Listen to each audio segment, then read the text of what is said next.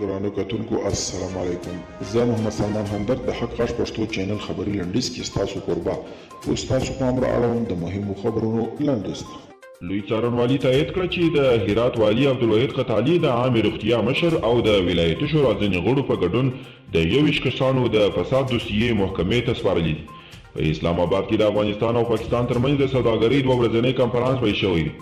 د افغانستان لپاره د پاکستان ځانګړي استازي محمد صادق په تازه څرګندونو کې ویلي چې دغه کنفرانس نن پیل شوی دی او له دواړو لورو 1500 کسانو پکې ګډون کړی دی. د پاکستان لومړي وزیر عمران خان په ټویټر کې ویلي چې هغه به نن د پاکستان او افغانستان د سوداګرۍ او پانګونې په فورم کې د لوی میلمه په توګه برخه واخلي او امریکا وايي طالبان دم غړي په افغانستان کې د توهین او هوکړې سره سم د داعش پر وړاندې په مبارزه بوخت دي.